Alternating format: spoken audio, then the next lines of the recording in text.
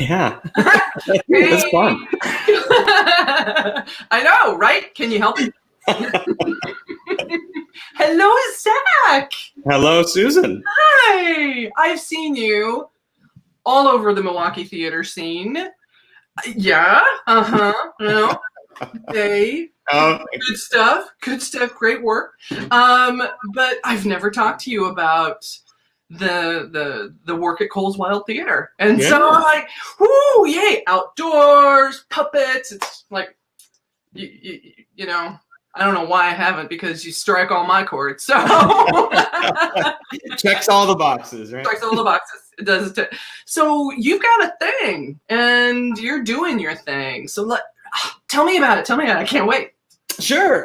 So Kohl's Wild Theater is a program of the Zoological Society of Milwaukee. We're based at the Milwaukee County Zoo, and we are a grant-funded program, fully funded by Kohl's. They are our very generous sponsor. So we're a hometown partner of Kohl's, along with the Milwaukee Art Museum and Penfield Children's Center and many other great institutions like that.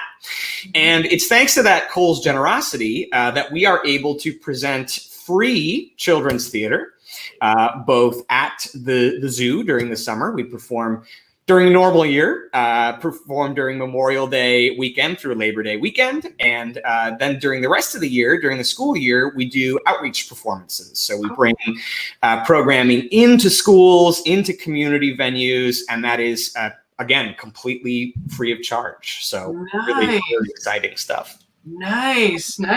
So how do people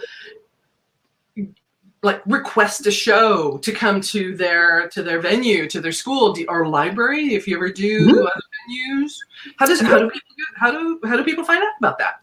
Sure. So yeah, we do tons of community venues. We do libraries. We do community centers like Boys and Girls Clubs and YMCA's and things like that. So pretty much you name it. And it's really easy to do. You just go to our website, wildtheater.org.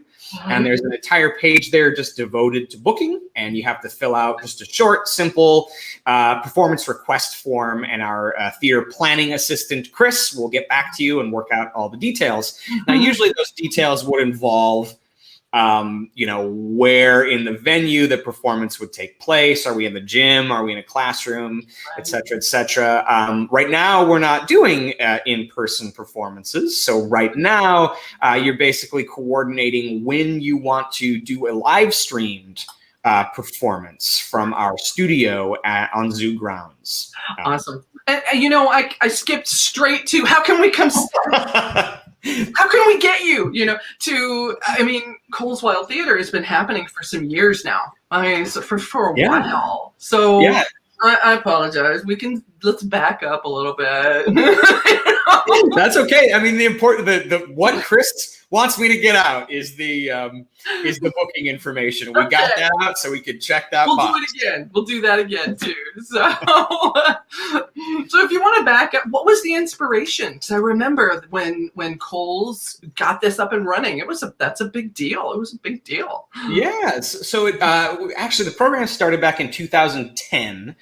2011 was our first season. So this is actually our last year was technically supposed to be our 10-year summer anniversary, which we didn't get to do, which is unfortunate, but still exciting. But yeah, so I was not with the company at the time, but what essentially happened is that Kohl's reached out to us and wanted some kind of public programming. And basically, some folks put their heads together and they realized that a really great option for the zoo to tell the stories of some of these animals, some of the conservation issues that they face in the wild. A really good way to tell that story would be to do a theater company, right? Because the animals, as amazing as they are, they can't speak for themselves. So I know that's an insider secret, but so the program has been growing over the last 10 years, adding kind of different program components, and here we are today presenting what's effectively a television show, a live television show, along a long way away from the live free theater that we are used to producing. Yeah, but no matter what, we're gonna get it. We're gonna get it out there. We're gonna get it out there. You know, no matter what. You can't hide from Kohl's Wild Theater. No, you will be hunted down. You may hide, you Mr. Gazelle, but that anteater is on your trail. So it's a lot of puppets and live actors. So there's a blend, right? Yeah, absolutely.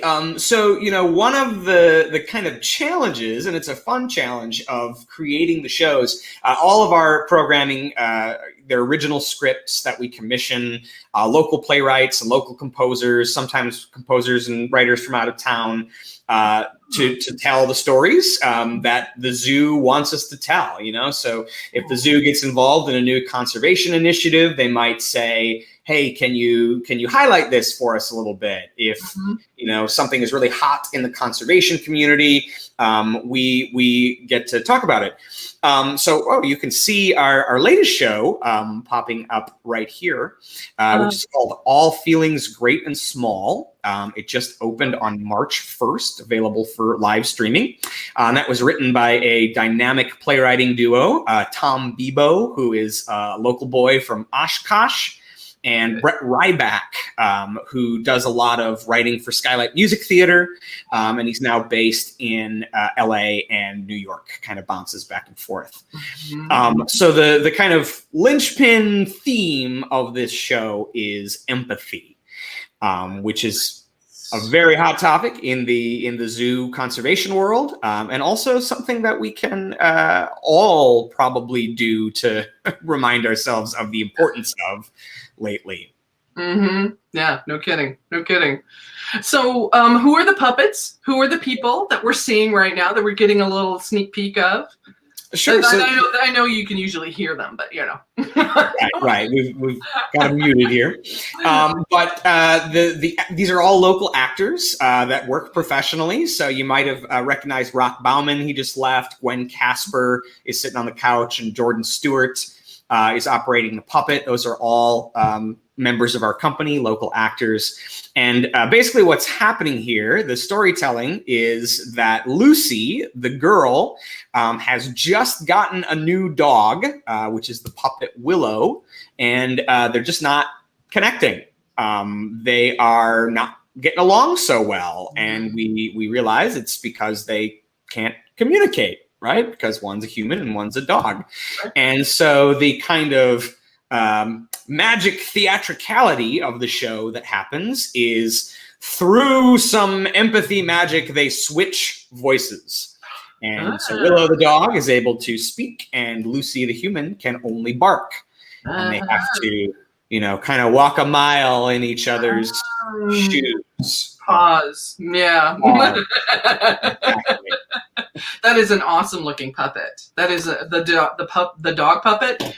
Nice, really nice looking puppet. So who makes your puppets? Because you got a ton of different animals, don't you? We do. We have a ton of different animals. Sometimes we do puppets to represent our animals. Sometimes we do actors in costume. So we have a ton of local designers that we work with. In particular, this show, Nikki Koulas, who is in charge of props at First Stage Children's Theater, actually built Willow the dog. And there's a spider puppet in the show too that is very, very cool. Chris Kurtz was the scenic designer here, and Christy Siebers was our costume designer. I've had Christy work on Shakespeare in the Park before. She's amazing. Yeah, totally amazing. She's done many, many shows for us in the past, and we hope she does many more in the future. Yeah. I'm a little jealous because I am a puppet person, so haven't been able to work nearly enough puppets into some stuff that I've done. So a little bit. What's your favorite puppet to perform, to become? Because I know you've done it. Right? Yes. So before I was in this role, I was actually an actor with the company for 4 years, and then transitioned. I every now and then get out to the stage and get to step in if somebody is ill or something. I like Thad the Pet Rock is my favorite puppet. It's a little like 70s moss mustache. So he's very, very fun. That's awesome. So what kind of show would Thad do? You know, well, I'm glad you asked, Susan. Storyline. What was your backstory? Thad's show is actually also available for booking right now. So we generally run multiple shows in tandem, kind of like a rep company, and venues can book either one or both. And so Finding Harmony is our other show running right now.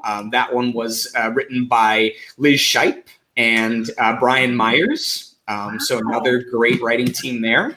And that one is about a garden gnome who, decides that they are going to bring harmony to the backyard they have been assigned to.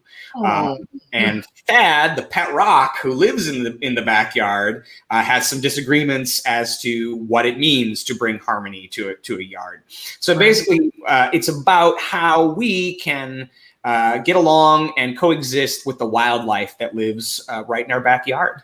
Mm-hmm. Yeah, absolutely. That is awesome. So those are two different shows that right now. Now, are they both streaming, or is the one they're both streaming? How many others is it the two right now? It's just the two right now. They are both available for streaming, so you can go to that wildtheater.org and book either one at a time that is appropriate for your venue.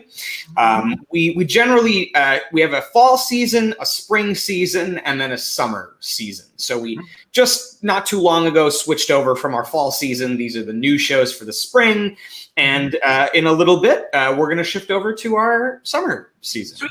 Sweet. Oh, yeah. And it's going to be totally live, and everybody's going to be able to meet Thad in person.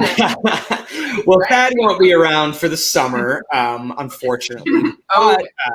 But we're really hoping, we're keeping our fingers crossed that we will be able to open in person this summer. The unique part about Kohl's Wild Theater is our main stage is outside on zoo grounds. The zoo is very much open right now, and will be throughout the summer. And so we're making every effort to create the safety precautions and restrictions that are necessary to keep our guests and our staff members safe, so that we can bring you Kohl's Wild Theater this summer. Being able to do it outside is a big deal. I think that I'm with you there. That's what we do. So I suspect that the companies that are able to do performances, transition performances outside, are going to be the first ones that people get to go see. So I had skipped ahead to some of the booking information. I know.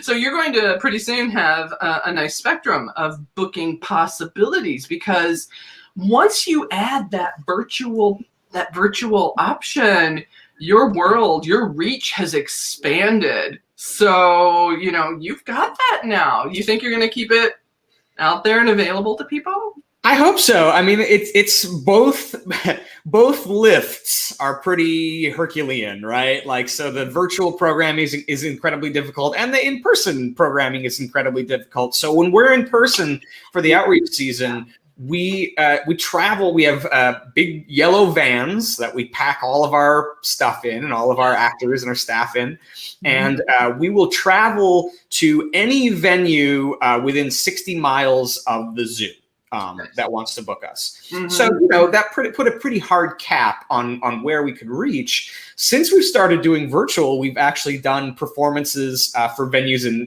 Pennsylvania. We've done one in New Jersey. And we're hoping that we'll be able to continue to expand that reach with the virtual component. And right now your virtual is it's recorded. So do you do any live virtual streaming? performance? It's actually all live. So what we were just watching was a recording of a live performance. Yeah. So we have the reason that you probably saw that little, there's a background and then kind of little Zoom boxes like we're on right now. And the reason we're doing it that way is for safety of our staff. So in our actual studio, basically what we've done is deconstructed these sets that were designed for live theater, and we have put them into 3 different stations. So right here you can see Gwen and Jordan look like they're interacting and right next to each other, but they're actually 6 feet apart in the room. They're masked. They have plexi barriers in between the stations. Rigorous cleaning protocol. We've got HEPA filters running in the room.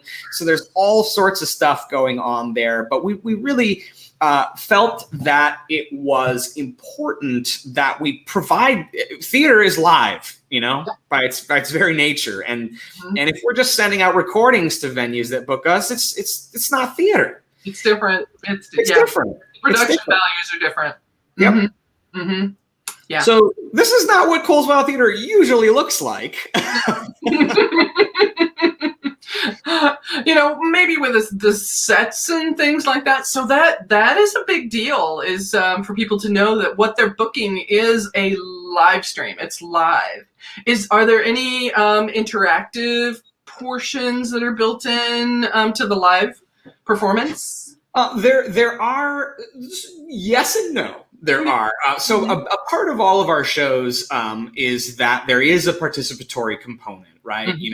In Finding Harmony, for example, there is a magical gnome dance that Hadley the garden gnome the kids in to summon his animal friends. So when we did it at a school, Hadley would have the whole audience stand up and they pull the beard and tap the hats and they sit back down. Virtually, we're streaming on YouTube, so we don't have that direct line to students that we would have if we were in person, but we do still go through the process of asking them to do the participatory things, and we can't see them doing it at home or in their classroom, but we just have to hope that they're along for the ride. Yeah. And what they do get that is exciting at the end of the performance is we provide all school performances with the option of a live Zoom talkback. Oh, cool. So they can just swap links over to Zoom and they get 10 or 15 minutes to talk to the actors about the production. That's big. That's big, especially with so many young people, young organizations that serve youth, etc., really needing both the online programming, but they really need that interaction. Yeah. They need it. So good. Very, very happy to hear that there's a nice combination there with beautiful production values. Thank you. Thank you. That's lovely. That's lovely. All right. So I'm going to put you on the spot just a tiny bit and hopefully not too much. Tell me a wild story. There's got to be an experience that stands out in your head that you're like, okay, 2 summers ago during this one show. Do you mean like with the animals? Doing the show with the animals, with a puppet, whatever the experience was, it kind of stands out for you. Either from a management standpoint, because as the artistic director, of course, there's a different perspective, but also perhaps it's as an actor. Sure. Mm-hmm. Well, I mean, we have a lot of wild experiences. We're surrounded by wildlife. There are a bunch of big planters right outside our stage, and so the peahens love to nest in them. The female peacocks. So we often have little parades of bee chicks, going around the outside of the stage. We're also right next to the Red River hogs, they're kind of like warthogs essentially, and they are fed between 3:30 and 4 o'clock every day, and they're very, very loud. And so, pretty much in the middle of our 3:30 show, you start getting some squealing in the distance. Nice. I love it. I love it. So you've never actually had to chuck dad at somebody, though. So. No. One of the most exciting components of the program that happens during the summer that we unfortunately won't be able to offer this year is what's called Ad Exhibit. And so I like to think of it as like a theme park, like something you'd experience at Disneyland, where your costumed characters that you've seen and love from the stage are just kind of wandering around the grounds, waiting to interact with you. And so we create a bunch of material, songs and games and sketches and things like that are participatory and that the actors can engage with all over the place. So, sometimes we're outside the penguin enclosures, sometimes we're by the sea otters, sometimes we're by the hippos. So they're just animals everywhere. Everywhere. Right. Yeah. They may be live. They may be a puppet. You decide. You decide. We get a lot of people asking, "Is that real?" And we're in the habit usually of saying, "Well, it's a real puppet. You can touch it, right?" You wouldn't believe. A couple of summers ago, we have like a dinosaur special exhibit that was open, and so we did some dinosaur ad exhibit programming, and we had this little dinosaur puppet, and you wouldn't believe how many people asked if that was real. Oh, is it a real dinosaur? No, no, it's not. Because we want to be educational, we're not going to say it is, but we want to tell you that it is a real dinosaur. Because if you asked, you deserve to think that it's a real dinosaur. So I don't want to ruin the magic for anybody. No. I'm watching because there's some live chat possibilities, and yay for hiring locally. Thank you. That is so important because we've got some amazing talent here. But there is one question who I'm assuming is from an actor, from Tori. Do you guys happen to offer TYA, which is what Theater for Young Audiences?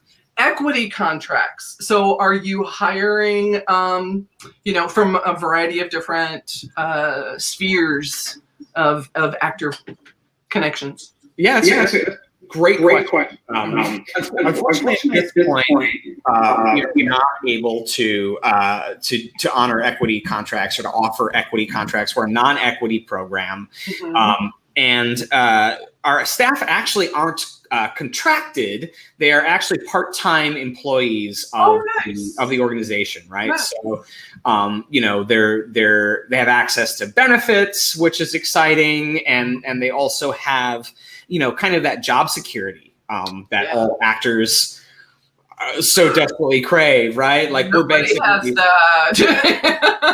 I mean, I was a professional actor for years before I did this, and you're basically constantly interviewing, right? You're going from contract to contract to contract.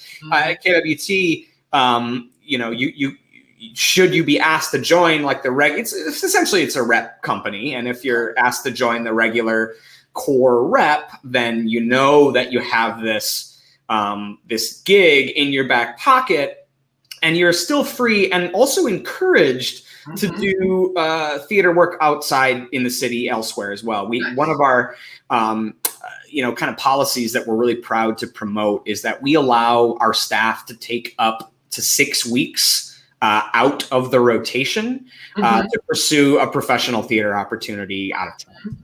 Yeah, that's how we would get Emmett. Yeah, exactly. Right. That is really, really cool because so many actors, that's what you're also doing at the same time. They're building their professional career, professional resume, and the ability to have a regular gig that you can go back to, that you're going to be actually an employee versus a 1090 versus contractor, and etc. That's rare. That's rare. What a gift. What a gift. So just from the industry standpoint, yay. I don't know. It's a gift in some ways and a real challenge in other ways. To have a theater company embedded in a company that is not a theater company, right? So the Zoological Society is a great organization, but it's not made up of theater professionals. And Mhm. so, you know, there's some colliding of worlds that happens. Yeah. Time, just because what we do is so different. You know, it's so unique, and nobody else is Mhm. being Yeah. like. There's nothing like being a performer or a theater person. Mhm. No, there's not. And it's not if you're doing it well, it looks easy, which means Exactly. that people think it's easy. And so we've all had to answer that. Well, why don't you just go over here and do that thing that you do? Why don't you just, come on over, or why don't you go over there? Because we need our lights and our props and our costumes, and we can't move once we're installed. And, I don't know how many times I've told people, imagine if you're going to a show indoors. It's the same sort of setup. It just happened to not have a roof. Right. Do you think that they can just pick up and move over to this other theater or to a gym or whatever? And that helps. Yeah. But we can, and so yeah. well, I don't understand what the problem is.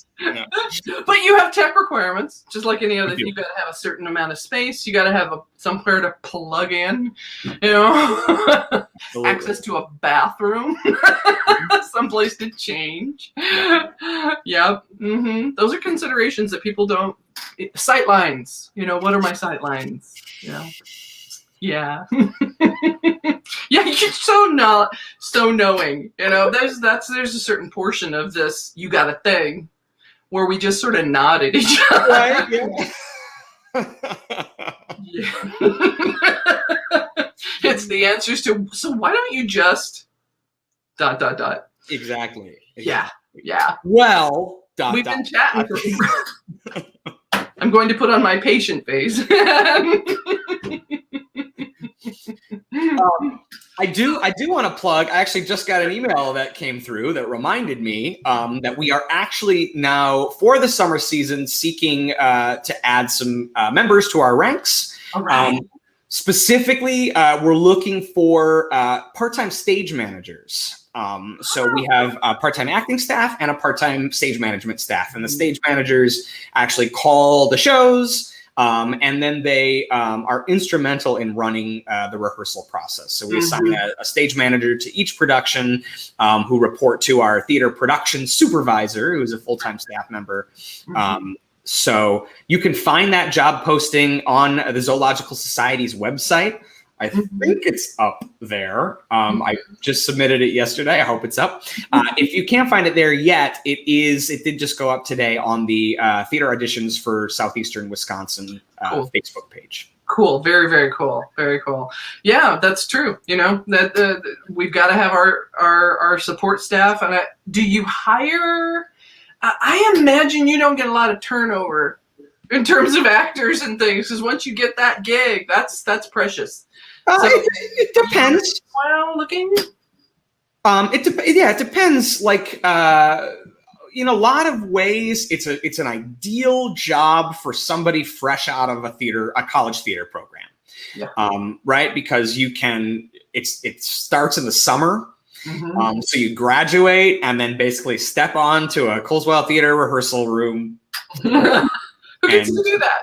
I know. So really, really, really cool. There's your link. There's the link. Yes. Go, everybody, go there and apply. I mean, if you're worth consideration. So go on. As far as turnover goes, it's kind of a home for people in that early stage of their career. But speaking for myself, certainly, I did 4 years as an actor in the rotation, and then was ready to move on to other opportunities. And that's totally fine. We encourage that. Like, we want to see KWT staff members as the future of professional Milwaukee theater on all the stages, right? Right. Talk about a great resume builder right out of the bat. And so do you look for people that have puppeteering training and experience, or do you do that with them? Yeah, it's a great question. We certainly look for it if they have it, but it's pretty rare for somebody to have that, because unfortunately it's a very difficult skill that's not valued. It looks easy. It looks easy, except when it does not. One of my favorite gigs that I've ever had is I did 2 runs at First Stage of a show called Spookly the Square Pumpkin, which is a 45-50 minute children's show, and I played 2 puppets simultaneously. Oh. And they had entire scenes of dialogue together, and it was incredible. It was one of the most fun challenges of my career. But anyway, I mean, it's not very often that you get somebody come in that has that on their resume, and it's like, oh, I can do 2 puppets at once and have them talk to each other. Right. So we do offer training workshops, and certainly training along the way in rehearsal. Nikki Koulas, who designed the dog puppet you saw before, and I actually offered all of our staff a professional development training opportunity back in 2019, and put together a workshop. So what's coming up for you? 2021 is going to be very different than 2020. So tell us about what's on the horizon. What's happening now? So right now we're kind of gearing up for our summer rehearsal process. Again, we're really hoping that we're going to be out on the stage. If not, we will be live streaming like we have been. 2 really fun new shows that were ready to go last year that unfortunately had to be put on the shelf. One is called The Mysterious Case of the Disappearing Bee. And that's kind of our film noir Maltese Falcon send up. Yeah, really fun. And then the other one is called Rear Hippo, that goes with the exhibit we just opened, the new Hippo exhibit on Zoo grounds, and it is a Rear Window parody. That's what I was wondering. Yay. Yeah. Multi-levels. The adults are going to probably get a lot of the inside stuff. And they have to, right? Like, that's what makes it watchable. Because during the school year, we're very much geared toward schools and community venues. During the summer at the zoo, we're more geared toward families. Right. Because we perform both shows. We perform 4 times a day. Every single day, Sunday through Saturday, on the main stage at the zoo, and it is free with your zoo admission. All you have to do is, go into the theater at showtime and watch the show. How long are the shows? 15 minutes. Oh, go! Oh yeah. Go all 4 times while you're at the zoo. This is not an hour and a half commitment with an intermission, folks. No, you can go, see the bonobos and see the penguins, catch a show, go to lunch, and go home. That's right.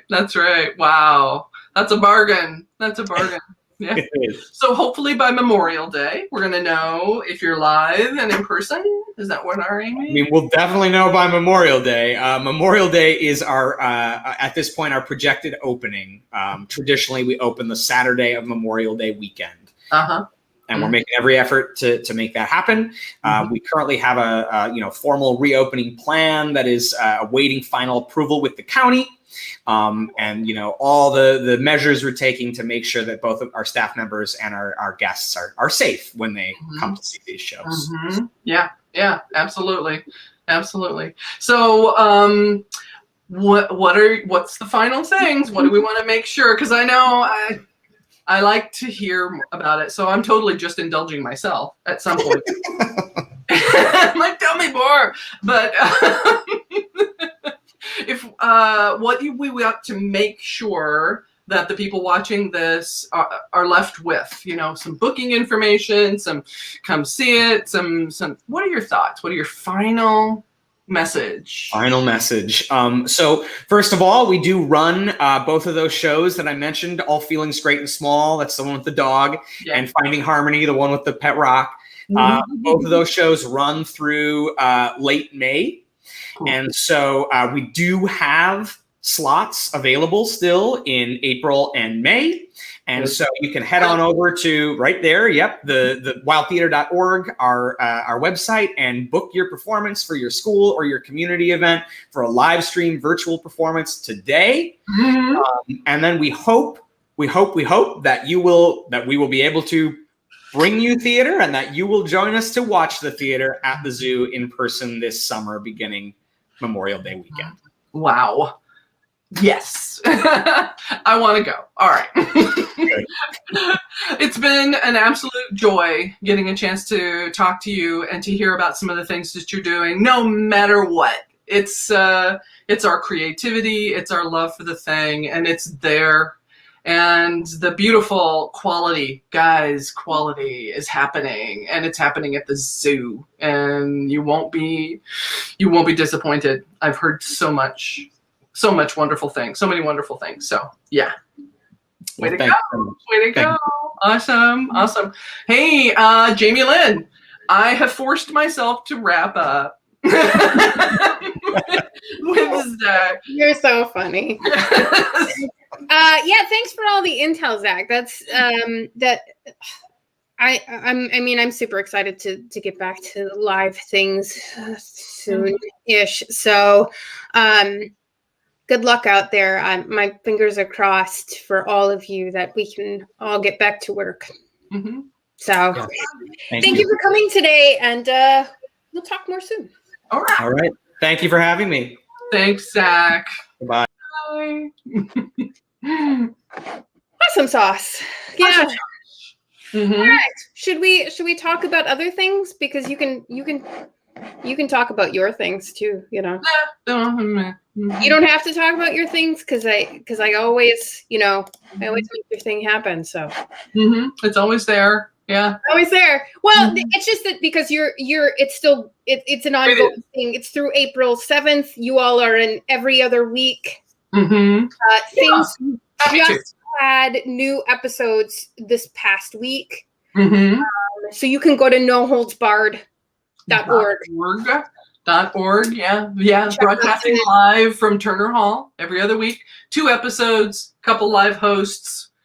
You never know what you're going to see in the episodes. There's a whole new art form that's going to show up this next 2 episodes.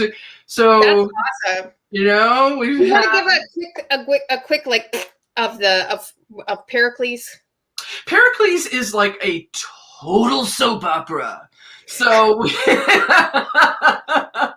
there anything bad that doesn't happen to this guy? No, not really. Yeah, not really. So, follow the adventures of how he keeps trying, man. He keeps trying.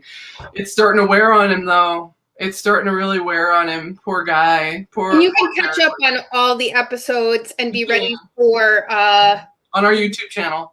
Which is accessible throughout easily. The easiest thing to do is to just go to noholdsbarred.org and catch up. And the episodes they're 8 to 10 minutes. Yeah, that's great. And that includes credits. So yeah. They're real edible little pieces there, telling the story of Pericles. Yeah. Awesome. Yeah. Cool. And then we have a new member to welcome to the Theater Alliance. Windfall Theater just joined us recently, like last week. And so because we had Capita and Seat of Our Pants just pop on board. So Windfall is another theater that's been around for quite a long time, since 1992, professional nonprofit. They try to do 3 productions a season, obviously. That has, we all know what the pandemic has done to all of us, but they really focus on local new work. Last year, before the pandemic whooped all of us, Deanna Strassi was their most recent playwright. So you can go to windfalltheatre.com for more intel on that new Milwaukee Theater Alliance member. And then I just always want to give a quick shout out to Imagine MKE, because they make lots of things happen for the Theater Alliance. Not only this platform that we produce. You've Got a Thing on, but also they help us in so many ways, making connections with other companies in the community, arts wise. They've got a great staff over there. I'm super excited about all the work that they're doing, and so one of the things that the Theater Alliance is really trying to do is be an arts advocate and make more people aware of the theater in Milwaukee in all its shapes and forms, from Kohl's Wild Theater and their family friendly programming, all the way over to my dark shit, the Constructivists at our company, and Shakespeare in between with Shakespeare in the Park. And the range of Milwaukee theater is so awesome, and so many more people need to learn about it. So that's what the Theater Alliance is trying to do. Imagine MKE is like on a greater scale than that. They're like the full arts umbrella, from theater to visual to dance to music to all of it. So, but they can help you write your Congress people. They've got tons of templates available for you, so you don't even have to do the writing. You can send that off. Just make yourself heard. We are 49th out of 50 states in state funding for the arts. Yeah, it's pretty freaking sad. Really sad. It's really sad, especially the talent that is like running through this state. Talking about paying actors and things like that. We need to make arts people understand that this is a job, that we are job creators, that this arts benefit everybody, and it's about time we all get paid. And the only way that we're going to make it happen is to make Wisconsin #1 in arts funding. And so we've got a lot of work to do, friends. So, but thank you, Imagine, for all that you're doing for us and the community, for sure. Elsewhere in the community, Milwaukee Chamber Theater opened The Island by Athol Fugard, or Athol, however you would like to pronounce his name. And that's a virtual thing. It's actually pretty light on programming right now. People are gearing up. I know that Renaissance has Marty Goebel in a one-woman show coming up next week, titled Next. So that's timing or heading. Or I've seen Marty in a one-woman show before, and it's just mind-blowing. It is. She is. Yeah. The one. It was years ago. I don't know if this is a reprise of that or if it's a different show. I'm kind of embarrassed to admit that, but talk about an amazing talent here in Milwaukee. Now, we can't know everything. No, we can't know everything, but we do know that there's a ton of talent here. Yes. And I am a big fan. I was excited to hear what Zach was talking about hiring locally. Yeah. What we are concerned about, the Theater Alliance, is how to pay theater artists full time. Oh wow! Like to make it a real tangible job. That it's not just arts administrators who can be full-time employees. If we can build the audience and build the want that we need shows, all the time like that, make it more of people's lives, supply and demand, right? That we could hire artists full time. Right. Yeah. And MTA is like if you're even at all interested in like, okay, what's the impact of theater? This is where to go, because a lot of the MTA members are the cost of the ticket is low. It's too low. This is an entry point. You want to dabble in some theater. You want to see what's going on. You want to see what it's like. You want to support the people that are really making a lot of it, just in terms of percentage of theater that's happening in town. Great theater. This is a great entry point too, is just look at those MTA members, because you can afford those tickets. Just go to Milwaukee Theatre Alliance.org. You can see all of our members. Yeah. I mean, we have Skylight Music Theater. They're a little bit on the pricier end, but you know, they have big. There's so many things to talk about as far as what we can be better at communicating to sort of the non-insiders about, you know, like what you were just talking with Zach about, you know, paying or like even what you were saying about how people don't know the ins and outs of what it actually takes. And you know, we need to provide value to the community on the whole. People just don't even understand sometimes about the work that we put in or how that magic actually happens. Right. It's not free. It's incredibly expensive. I mean, just from a practical standpoint, a lot of theater I don't work with volunteers. I can't. They won't be covered under our workers' comp insurance if they're not paid. So simple things like that. You know, it's just a bunch of people coming together, right? No, it's not. There's a skill set, and you got to work years. Man, you got to work a long time to get good enough to make something look easy. Yeah. Support theater. I'm hoping to start another conversation, another Theater Alliance conversation about particularly non-equity theater, about how that works, the ins and outs of that, which can lead to bigger discussions about equity conversations about how the two play off of each other and what it takes to move through the system and how we need to change it and all the things. Another conversation, because this conversation is about the things are happening right now in Milwaukee. And so we will be here again next week.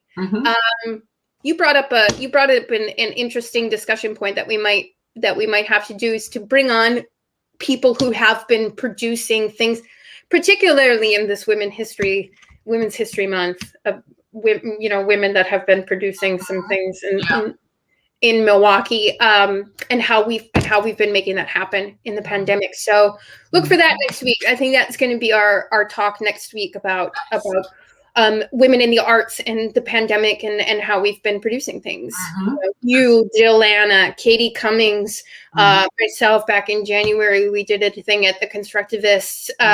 We just have some more people to reach out to and just sort of bring a conversation. There's a lot of women-run theater companies here in town.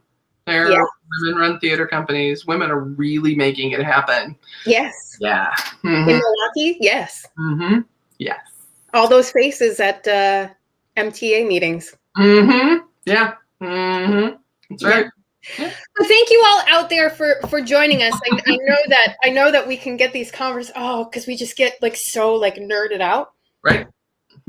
And we just get so in it because we get excited. We want you to get excited about the work that's happening. So come back next week and we will talk some more on You've Got a thing.